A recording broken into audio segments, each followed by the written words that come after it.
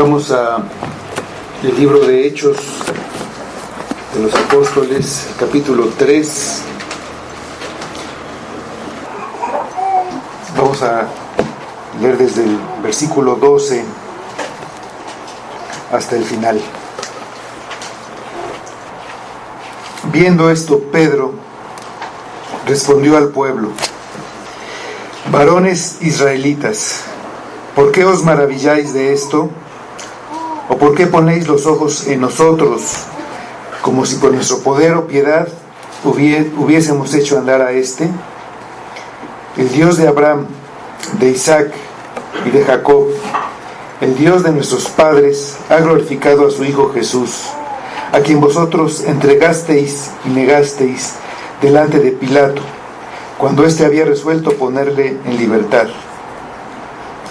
Mas vosotros negasteis al santo y al justo, y pedisteis que se os diese un homicida. Y matasteis al autor de la vida, a quien Dios ha resucitado de los muertos, de lo cual nosotros somos testigos. Y por la fe en su nombre, a este que vosotros veis y conocéis, le ha confirmado su nombre, y la fe que es por él ha dado a este completa sanidad en presencia de todos vosotros. Mas ahora, hermanos, sé que por ignorancia lo habéis hecho, como también vuestros gobernantes. Pero Dios ha cumplido así lo que había antes anunciado por boca de todos sus profetas, que su Cristo había de padecer. Así que arrepentíos y convertíos, para que sean borrados vuestros pecados, para que vengan de la presencia del Señor tiempos de refrigerio. Y Él envía a Jesucristo, que os fue antes anunciado,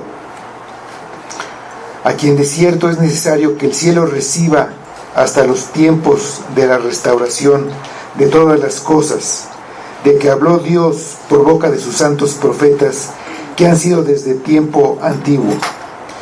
Porque Moisés dijo a los padres: el Señor vuestro Dios os levantará profeta de entre vuestros hermanos, como a mí. A él oiréis en todas las cosas que os hable. Y toda alma que no oiga a aquel profeta será desarraigada del pueblo. Y todos los profetas, desde Samuel en adelante, cuantos han hablado, también han anunciado estos días. Vosotros sois los hijos de los profetas y del pacto que Dios hizo con nuestros padres, diciendo a Abraham: en tu simiente serán benditas todas las familias de la tierra. A vosotros, primeramente, Dios, habiendo levantado a su Hijo, lo envió para que os bendijese, a fin de que cada uno se convierta de su maldad. Vamos a ver. Señor, te damos muchas gracias por tu palabra, porque en ella te vemos, te conocemos, nos guías qué es lo que tenemos que hacer. Ayúdanos a entender tu palabra, abre nuestros ojos, nuestros oídos, nuestro corazón, nuestro entendimiento, y da fruto tú a tu palabra. Hazla obrar en cada uno de nosotros, para que nos lleve más cerca de ti, para que nos revele tu voluntad.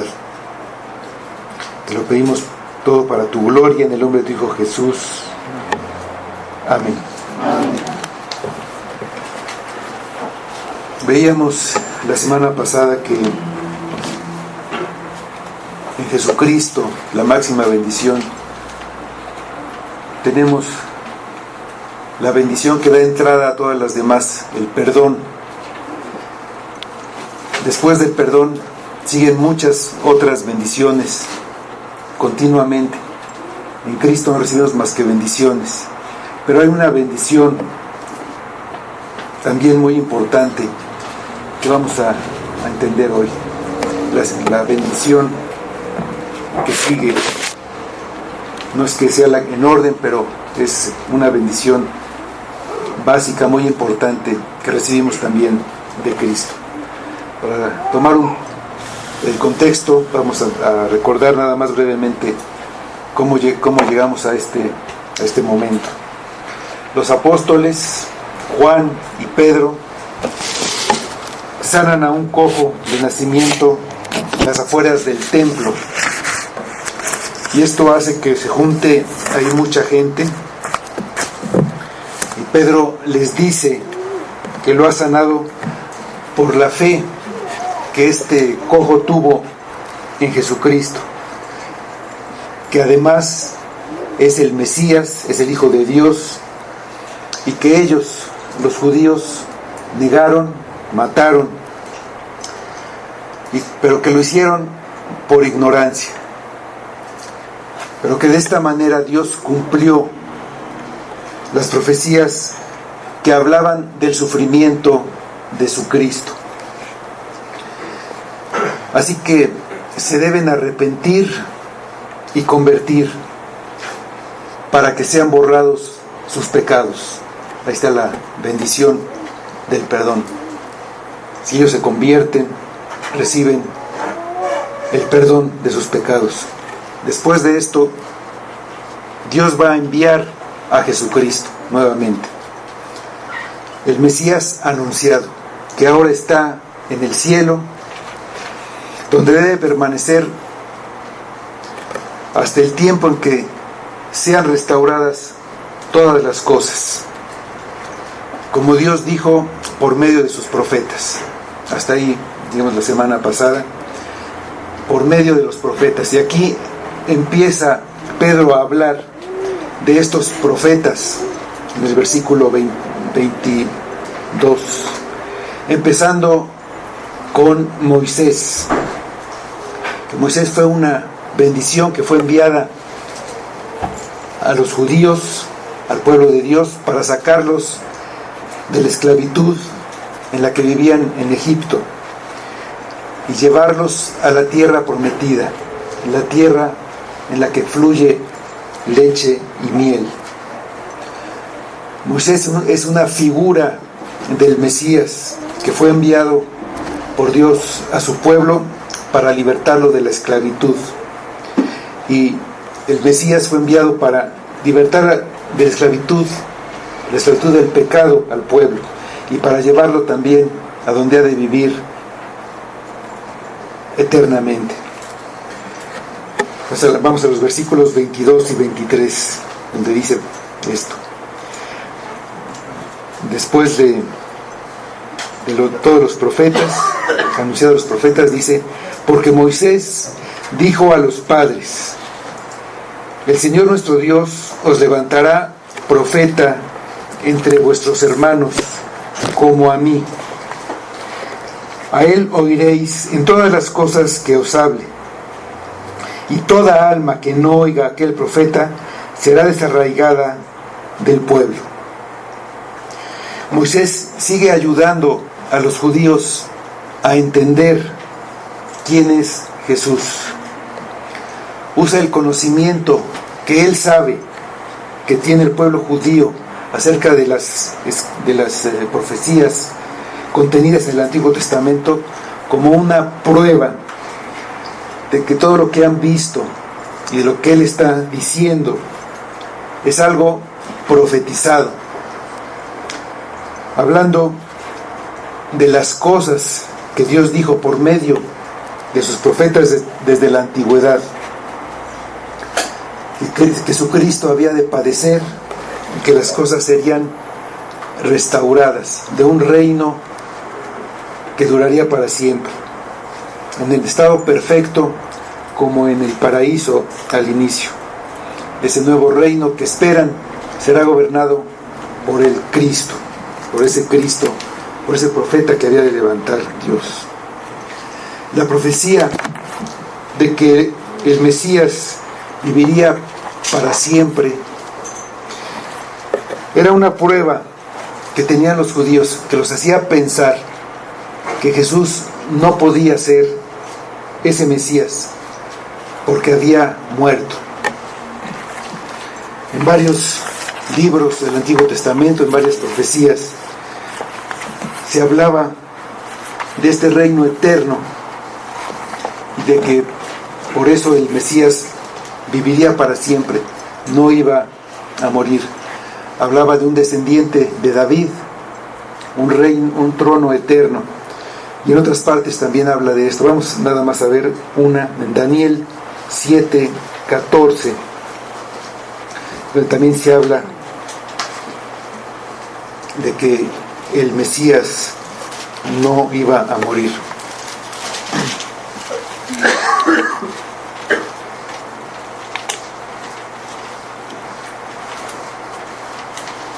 Dice Daniel 7:14.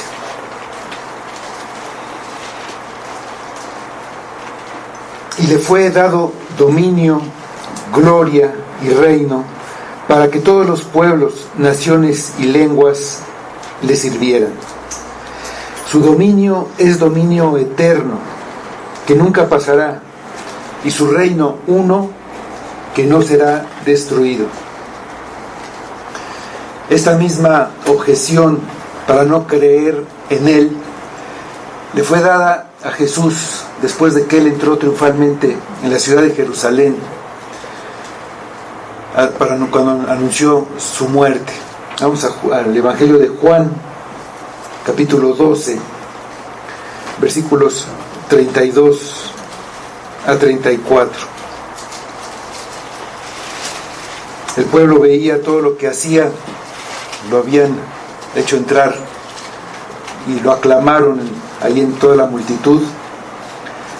Pero cuando él anunció su muerte, entonces ellos tenían duda de si él era el Mesías. Dice Juan 12, 32 a 34. Y yo, si fuere levantado de la tierra, a todos atraeré a mí mismo.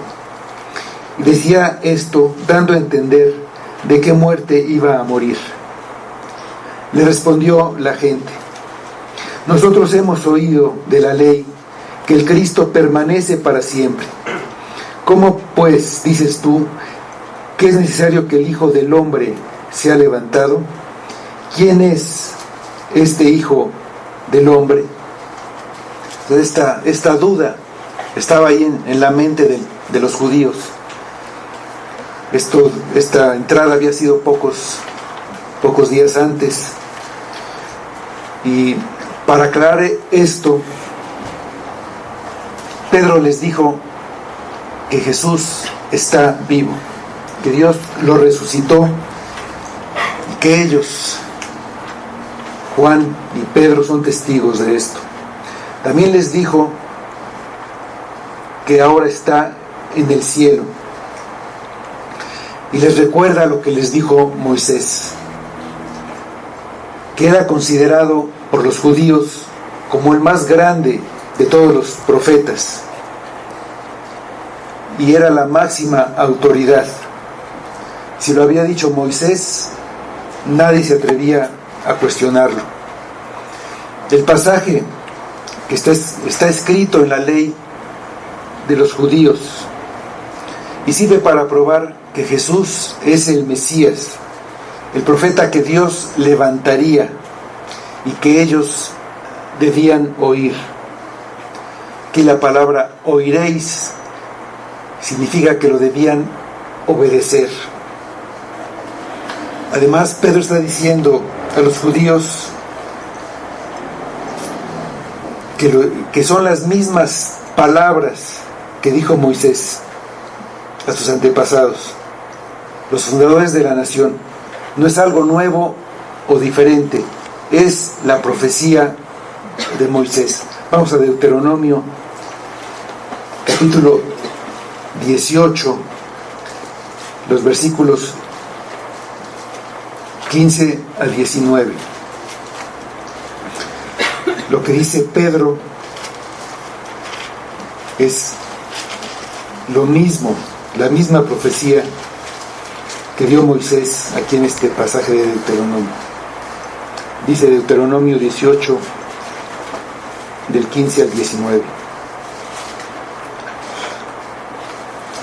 Profeta de en medio de ti, de tus hermanos, como yo, te levantará Jehová tu Dios.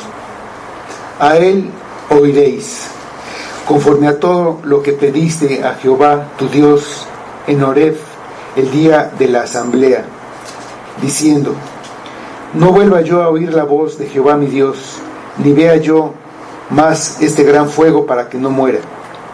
Y Jehová me dijo: han hablado bien en lo que han dicho.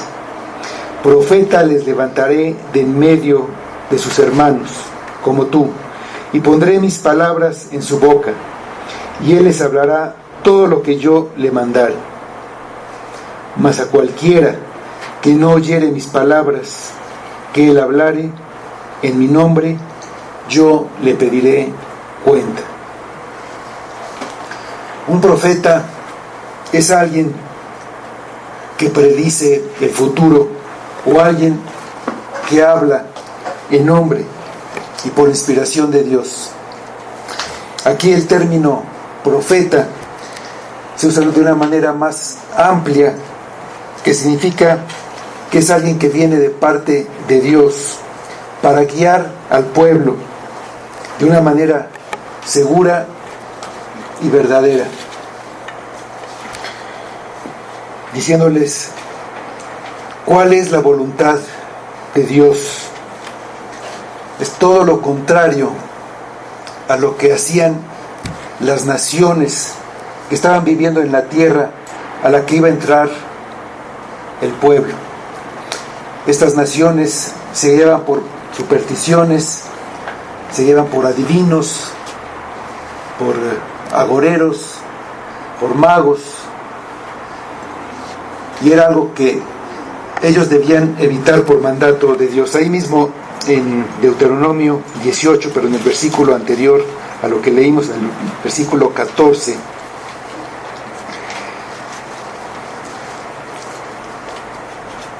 Dios les dice que deben oír a ese profeta que él va a levantar, no como hacen los pueblos de ahí, a nadie más, solamente lo que Dios dice. Dice Deuteronomio 18, 14. Porque estas naciones que vas a heredar, a agoreros y adivinos oyen, mas a ti no te ha permitido esto Jehová tu Dios. De ahí sigue el pasaje que leímos, de que va a levantar un profeta al que deben oír. Ese profeta que esperaban los judíos era también el Mesías. Así lo llamaban también, el profeta. Era una manera alterna de nombrar al Mesías. Los hombres que vieron el milagro de la multiplicación de los panes, así lo llamaron, el profeta, a Jesús. Y por eso querían hacerlo rey, pensando que era el Mesías. Vamos al Evangelio de Juan, versículos 14 y 15.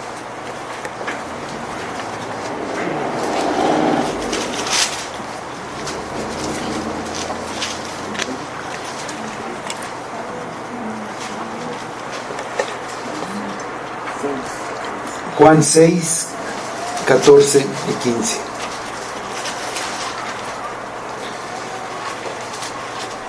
Dice: aquellos hombres entonces, viendo la señal que Jesús había hecho, dijeron: este verdaderamente es el profeta que había de venir al mundo. Pero entendiendo Jesús que iban a venir para apoderarse de él y hacerle rey, volvió a retirarse al monte él solo. Los judíos creían que el Mesías sería el mayor de los profetas, incluso mayor que Moisés. También sabían que viviría para siempre. Cristo es mayor que Moisés en todos los sentidos. Moisés habló con Dios cara a cara, pero Jesús era el Hijo de Dios era Dios mismo. Moisés hizo señales y maravillas para sacar al pueblo de Egipto, pero Cristo hizo mucho más que eso. Moisés se distinguió de todos los demás profetas, en que además fue un libertador y un legislador. Él les dio la ley. Todos los profetas que siguieron se ocuparon en que se cumpliera la ley. Exhortaban al pueblo porque no cumplían la ley, pero no le añadieron ni le quitaron nada. Pero Jesús era un profeta como Moisés, también que vino como un libertador, haciendo una liberación mucho mayor que la que había hecho Moisés.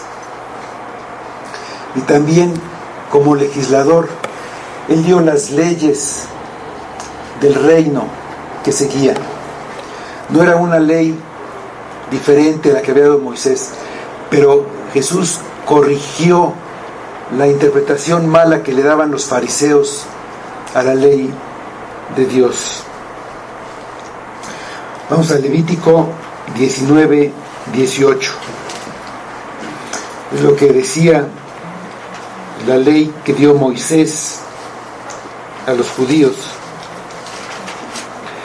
Es nada más una pequeña parte, pero la ley decía ahí en esta parte: no te vengarás ni guardarás rencor a los hijos de tu pueblo, sino amarás a tu prójimo como a ti mismo, yo Jehová. Esta parte, no te vengarás ni guardarás rencor a los hijos de tu pueblo, los fariseos la torcían a su manera y decían que debían de amar a su prójimo, pero odiar a su enemigo. No dice eso ahí, pero ellos así lo interpretaban. Vamos a Mateo 5, 43 y 44. Allí en este pasaje está la ley de Cristo dada para el reino, del 17 al 47. Es la ley del amor. Pero vamos a ver esta esencia ahí en los versículos 43 y 44. Mateo 5, 43 y 44. Y donde corrige a los fariseos de la interpretación sesgada que ellos hacían de la ley. Dice en el 43: oísteis que fue dicho, amarás a tu prójimo y aborrecerás a tu enemigo. Que como vimos no es lo que dice Levítico. Pero yo os digo, amad a vuestros enemigos, bendecid a los que os maldicen, haced bien a los que os aborrecen, y orad por los que os ultrajan y os persiguen. Jesús daba la ley del reino que venía. Que Jesús les diera la ley y que estuviera vivo y que ya no moriría, probaba que él era el profeta del que Moisés estaba hablando. Y entonces demuestra a su auditorio que deben obedecer a Jesús. Si le obedecían a él, obedecían a Moisés. Rechazándolo, recibían la maldición que dijo Moisés. El escritor de Hebreos dice que Moisés es un siervo en la casa de Dios, pero Cristo es el Hijo sobre la casa de Dios. Vamos allí a Hebreos, la epístola de los Hebreos, capítulo 3, versículos 3 al 6.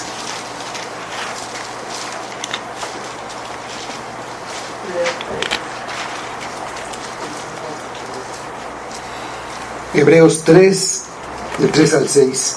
Dice: porque de tanto mayor gloria que Moisés es estimado digno cuanto tiene mayor honra que la casa el que la hizo. Porque toda casa es hecha por alguno, pero el que hizo todas las cosas es Dios.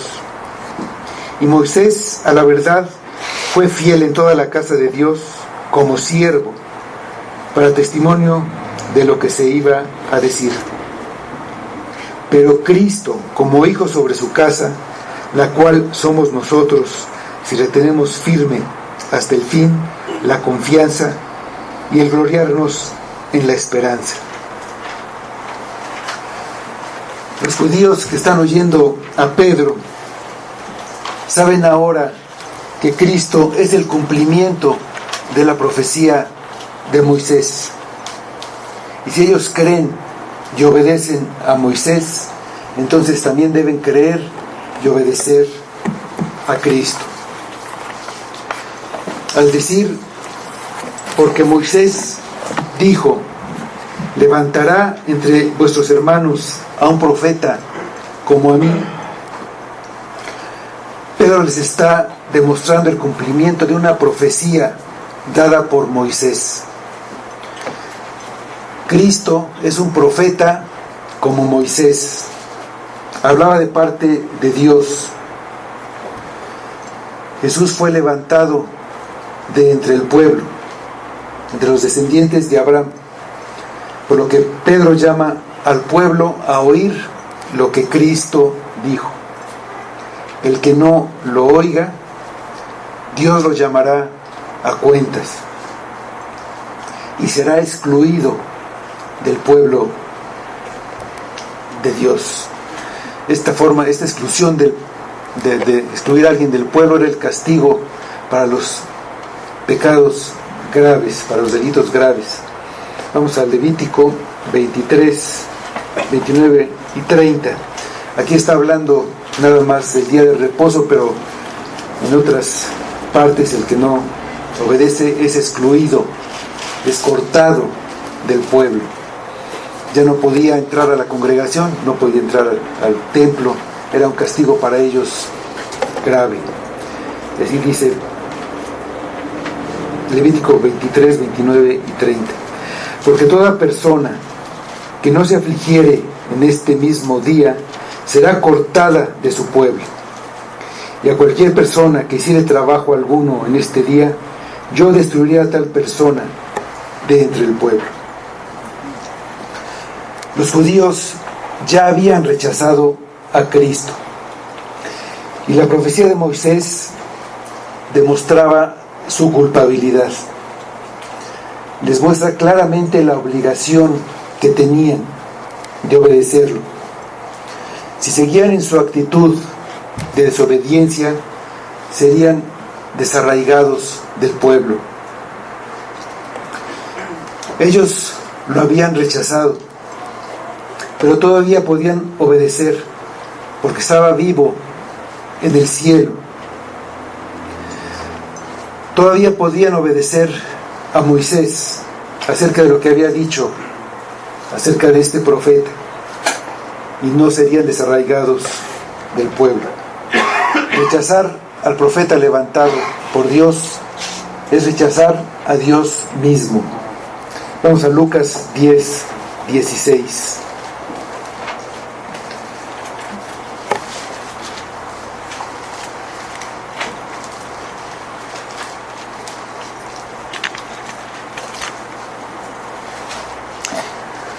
Lucas 10, 16, aquí está hablando Jesús al pueblo judío, enseñándoles, y les dice: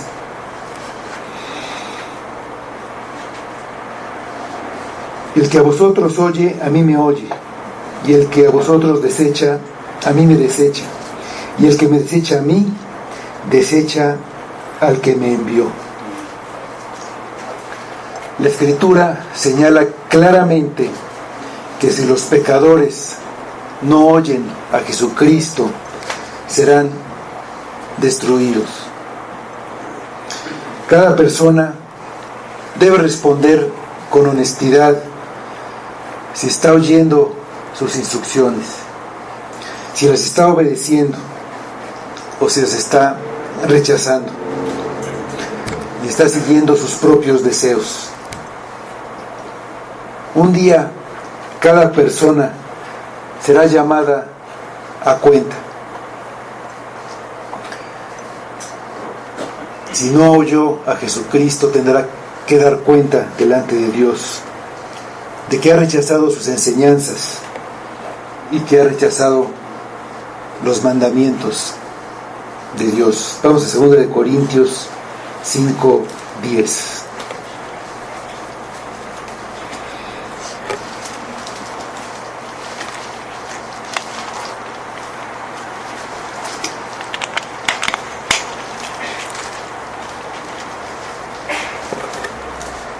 Segunda de Corintios 5:10. Porque es necesario que todos nosotros comparezcamos ante el tribunal de Cristo, para que cada uno reciba según lo que haya hecho mientras estaba en el cuerpo, sea bueno o sea malo. El hombre tiene una naturaleza caída, depravada. Cuando Adán desobedeció a Dios, se corrompió y entró el pecado en el mundo. Como sus descendientes, heredamos esa corrupción y nos acompaña desde el nacimiento. Por eso los judíos rechazaron y negaron a Cristo, porque esa naturaleza es contraria a Dios y no puede hacer ni desear nada bueno. A este estado caído del hombre, la Biblia lo llama un estado de muerte. Así lo considera. Vamos a la epístola a los Efesios, capítulo 2.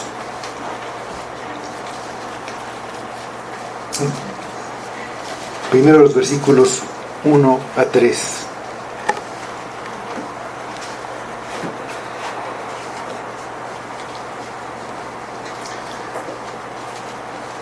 Dice: y Él os dio vida a vosotros cuando estabais muertos en vuestros delitos y pecados, en los cuales anduvisteis en otro tiempo, siguiendo la corriente de este mundo, conforme al príncipe de la potestad del aire, el espíritu que ahora opera en los hijos de desobediencia, entre los cuales también todos nosotros vivimos en otro tiempo, en los deseos de nuestra carne, haciendo la voluntad de la carne y los pensamientos, y éramos por naturaleza hijos de la ira, lo mismo que los demás.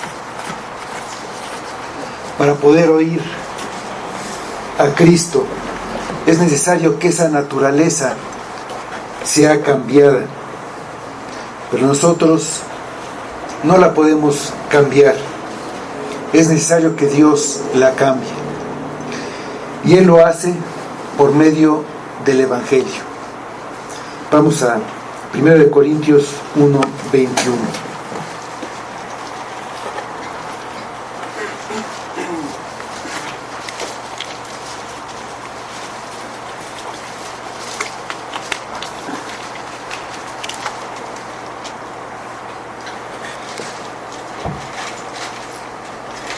Primero de Corintios 1:21.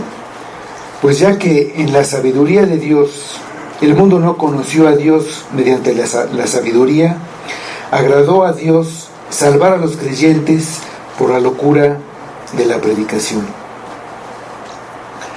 Al oír el Evangelio, nosotros tenemos la responsabilidad de creer y de arrepentirnos.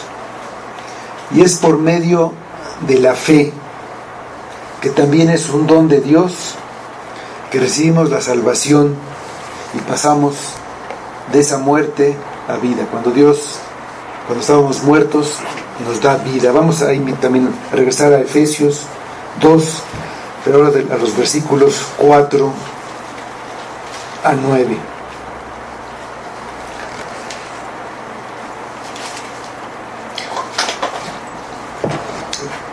Pero Dios, que es rico en misericordia, por su gran amor con que nos amó, aun estando nosotros muertos en pecados, nos dio vida juntamente con Cristo. Por gracia sois salvos. Y juntamente con Él nos resucitó, y asimismo nos hizo sentar en los lugares celestiales con Cristo Jesús, para mostrar en los siglos venideros las abundantes riquezas de su gracia en su bondad para con nosotros en Cristo Jesús. Porque por gracia sois salvos por medio de la fe, y esto no de vosotros, pues es don de Dios, no por obras, para que nadie se gloríe. Tenemos que reconocer que no hemos oído a Cristo, incluso que lo hemos rechazado, que hemos desobedecido a Dios, que somos pecadores. Cristo manda que creas en Él y que vengas a Él, que te arrepientas convirtiéndote de tu mal camino. No vino a llamar a los justos o a los que se creen justos, sino a salvar a los pecadores. Oye a Cristo y obedécelo para que no seas destruido, para que no seas cortado del pueblo de Dios. Vamos a regresar a nuestro versículo 24 de Hechos 3. Después de la profecía de Moisés, del profeta que había de levantar el pueblo, dice Pedro: y todos los profetas desde Samuel en adelante, cuantos han hablado, también han anunciado estos días. Pedro no solo presenta el testimonio de Moisés, se apoya en la autoridad de todos los demás profetas, combinados todos en conjunto, hablan de lo mismo. Han anunciado estos días que están viviendo, han anunciado los últimos días, han hablado de la venida del Mesías. Moisés fue considerado el primero de los profetas, como se menciona en el versículo anterior. Él habló de Cristo en la profecía de este profeta que había de venir como él, que sería levantado por Dios. Y los que siguieron desde el tiempo de Samuel, en ese tiempo se dio la profecía del reino eterno de un descendiente de David. Todos los que siguieron hablaron de estos días. Lo que Pedro está diciendo es que esos días en que Dios iba a levantar un profeta de su pueblo han llegado. Si los judíos se negaban a arrepentirse, no recibirían las bendiciones porque serían excluidos del pueblo. Dice el versículo 25: vosotros sois los hijos de los profetas y del pacto que Dios hizo con nuestros padres, diciendo a Abraham: en tu simiente serán benditas todas las familias de la tierra. Todos los judíos sabían de esta promesa dada a Abraham, pero no sabían que Cristo era el cumplimiento de esta promesa. Es lo que Pedro les está explicando. Todos los profetas eran israelitas, igual que los oyentes de Pedro. Todos eran descendientes de Abraham, eran herederos de los profetas. Ellos seguían a los profetas como sus maestros, como sus guías. Y en ese sentido les dice que son hijos de los profetas. Como se declaran seguidores de los profetas, deben escucharlos. Los profetas habían anunciado lo que ahora Pedro está demostrando que se ha cumplido. Ellos vivían entre las personas a las que se enviaron los profetas y para quienes fueron hechas las promesas. Eran descendientes de Abraham y por lo tanto herederos legítimos de esa promesa y del pacto que debían aceptar. Ellos creían esto, eran los herederos.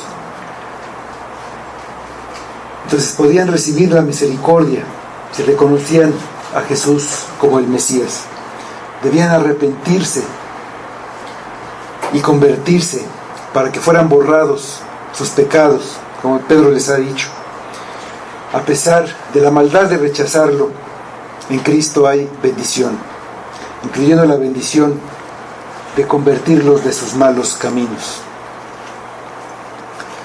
A lo largo del sermón de Pedro van corriendo dos hilos, el del pecado y el del arrepentimiento.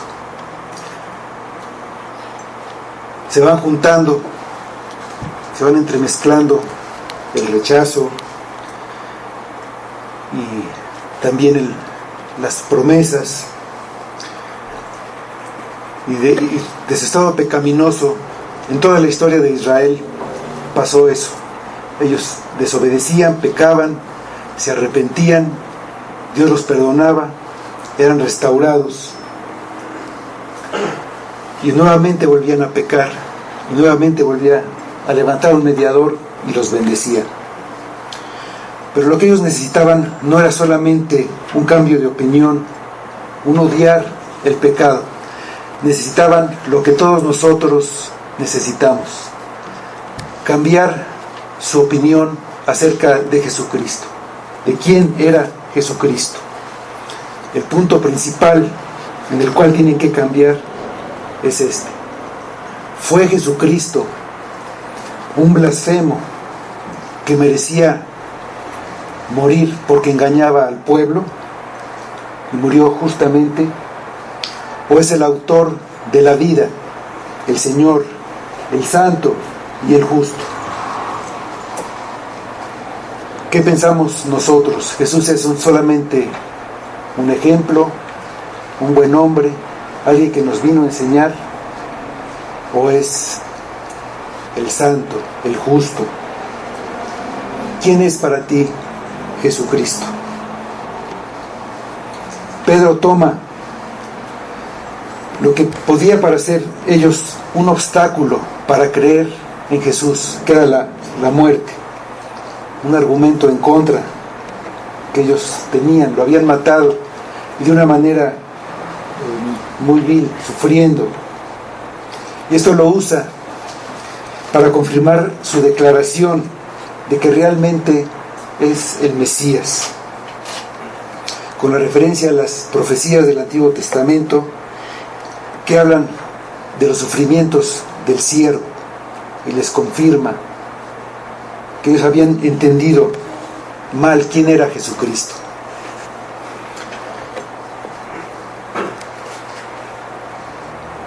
Pedro demuestra a la luz de las Escrituras el hecho de que lo mataran de esa manera, al contrario de probar de que no es el Mesías, es una prueba de que es el Salvador.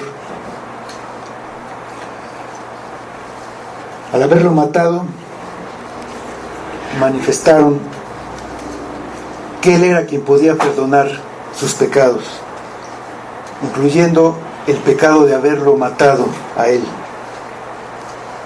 Esa gran culpa que los alejaba de Cristo demostraba indiscutiblemente que Él es el escogido por Dios, que Él es la respuesta a sus preguntas y necesidades, que Él mismo es la simiente prometida a Abraham, el profeta anunciado por Moisés, el centro de los propósitos de Dios y el cumplimiento de todas sus promesas.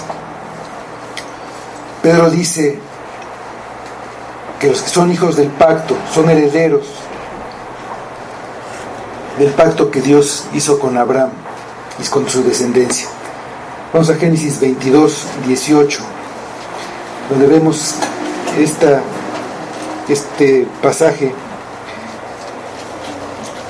que dice Pedro, pero está ahí también en Génesis, que conocen todos los judíos. Dios le dice a Abraham en Génesis 22, 18: en tu simiente serán benditas todas las naciones de la tierra, por cuanto obedeciste mi voz. Ese es el pacto que saben todos los judíos que existe. Un pacto es un acuerdo entre dos partes, en la que cada una se compromete a cumplir algo. Pero en este pacto hecho con Abraham de parte de Dios, solamente Dios se compromete. Él va a bendecir a todas las naciones por medio de la simiente de Abraham, y nada va a impedir que lo haga, ni siquiera la desobediencia de los descendientes de Abraham.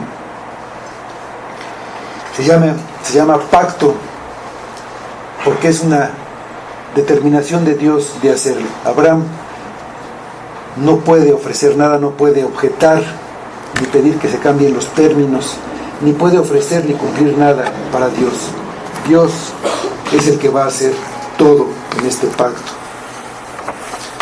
Abraham solo recibía lo que Dios quería darle, lo que se había propuesto darle a él y a su descendencia.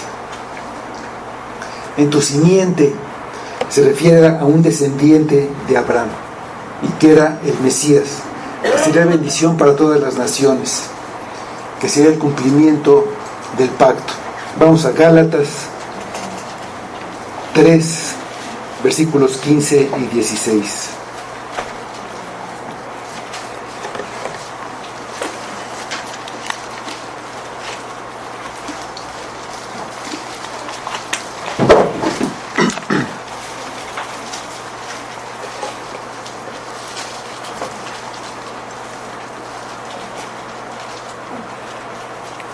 En Gálatas 3, 15 y 16, Pablo explica esto y dice: hermanos, hablo en términos humanos. Un pacto, aunque sea de hombre, una vez ratificado, nadie lo invalida ni le añade. Ahora bien, a Abraham fueron hechas las promesas, y a su simiente. No dice y a las simientes, como si hablase de muchos, sino como de uno, y a tu simiente, la cual es Cristo. Los judíos que escuchaban a Pedro se consideraban herederos del pacto que Dios hizo con Abraham, lo que fue confirmado por el pueblo allí con lo que leímos en Horeb, cuando juntos como nación reciben el pacto de parte de Dios. Por eso ellos consideran que solamente ellos son los herederos del pacto. Ellos piensan que los gentiles no tienen nada que ver con el pacto. Pero Pedro les hace ver que esto está escrito en el Antiguo Testamento, que la bendición es para todas las naciones. Vamos a Mateo 10, 5 y 6. Es primero para ellos, para los judíos, pero es para todas las naciones. O sea, aquí en Mateo 10, 5 y 6 vemos que primero era para los judíos. Aquí leemos: a estos 12 envió Jesús y les dio instrucciones diciendo: por el camino de gentiles no vayáis, ni en las ciudades samaritanos no entréis, sino id antes a las ovejas perdidas de la casa de Israel. Esta es la razón por la que Pedro les está hablando a ellos primero, para que ellos reciban este mensaje de salvación antes que nadie. Pero no son los únicos. Los gentiles siempre han sido parte del plan de Dios, como está escrito en este pacto: en la simiente de Abraham serán bendecidas todas las naciones de la tierra. Sí, en primer lugar, la nación de Abraham. Dice en el versículo 26 de nuestro pasaje: a vosotros primeramente, Dios, habiendo levantado a su Hijo, lo envió para que os bendijese, a fin de que cada uno se convierta de su maldad. Aquí cuando dice que Dios levantó a su siervo, no se está refiriendo a que lo levantó de los muertos en la resurrección. Lo está levantando como al profeta que le dijo a Moisés que levantaría. Y lo envió para cumplir la promesa dada a Abraham a través de la descendencia, de su descendencia. Que en este profeta serían benditas todas las familias de la tierra. Pues la misión de Cristo es la bendecir de todas maneras a los descendientes espirituales de Abraham. Dios lo envió como profeta y lo envió a hacer lo que hacían los profetas: a hablar la palabra de Dios, a enseñar a la gente, a predicar que se convirtieran de sus pecados. Pedro dice que Dios envió a su Hijo para bendecir primeramente a la nación de Israel, no para condenarlos como merecen sus actos de negarlo y rechazarlo, sino para justificarlos. La bendición inicial que abre la puerta a las demás bendiciones, como vimos antes, es el perdón. Pero ahora está hablando de otra bendición. ¿Cuál es esta bendición de la que está hablando Pedro? Que cada uno se convierta de su maldad. La bendición es el arrepentimiento y la salvación. La bendición más grande que se puede dar a una persona que es librada de la esclavitud de sus pecados. El pecado es la fuente de todos los males. La bendición es que les dé la espalda a esos pecados para alejarse de ellos. Cristo no deja en su pecado a aquel que bendice. Cuando viene a los pecadores es para que se conviertan de sus malos caminos. No podemos pensar que Cristo nos bendice si seguimos en nuestros pecados, pues la bendición de Cristo es primordialmente que nos alejemos de nuestros pecados. Vamos a Isaías 59, 20.